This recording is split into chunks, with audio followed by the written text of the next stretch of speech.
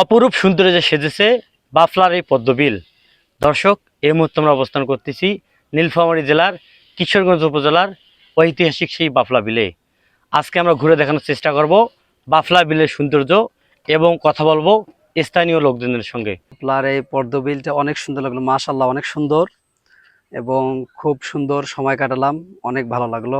আল্লাহ তাআলার অশেষ মেহেরবান যে এত সুন্দর করে দুনিয়াটাকে সাজাইছে, যা আমরা এই পদ্মবিল দেখে তা অনুভব করতে পারলাম। মাশাআল্লাহ অনেক সুন্দর, ভালো লাগলো। প্রাকৃতিক পরিবেশ। আর ঘুরলাম নৌকাতে, অনেক ভালো লাগলো, এনজয় করলাম। প্রায় আমরা এখানে আধা ঘন্টা 1 ঘন্টার মতো ছিলাম। শাপলা পদ্মবিল কিন্তু অনেক সুন্দর, ঠিক আছে। আর আশা করি আমাদের নীলফামারী জেলার মধ্যে যতগুলা ছেলেপেলে আছে ইনশাল্লাহ সবাই আসবে এই বাপলার পদ্মবিল। আর আমি যেহেতু আসলাম, আমার ফ্রেন্ড সার্কেল যতগুলো আছে কম বেশি সবাইকে নিয়ে আসবো, সবাই দেখার সব বাপলার পদ্মবিল। আর আমাদের ওইদিকে তো তত পদ্মবিল নাই, ঠিক আছে।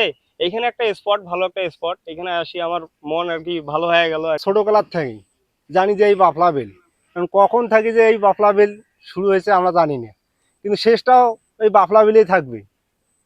আর বাফলা বিলে অনেক দূর দূরান্ত থেকে লোক এসে সবাই এই বাফলা বিলে দেখে পদ্ম ফুল এবং মাছ টাছ অনেক কিছু এই বাফলা বিলে পাওয়া যায়। সবাই সবাই ওই আশায় চলে আসে।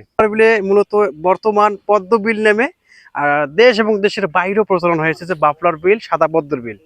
এবং এখানে পাওয়া যায় শাপলা ফুল, ভ্যাট, ঢগ্গর, সঙ্গি, বিভিন্ন রকম জিনিস, খাওয়া দ্রব্য পাওয়া যাচ্ছে। এবং এখানে আপনি দেশি মাছও পাবেন। দেশি মাছ এতটাই স্বাদ যে আপনি অন্যান্য বিল কিংবা পুকুর বা খাল আপনি যাই বলেন, সেখানে এরকম স্বাদের মাছ আপনি পাবেন না, যেখানে আমাদের এই বাফলার বিলে পাবেন। কারণ এখানে কোনো রকমের চাষাবাদ নেই, কোনো রকমের মেডিসিন দেওয়া হয় না। ডিরেক্ট আপনার এই বিল থেকেই বড় হয়, বিল থেকে আবার যে এই মাছগুলো বিক্রি হয়।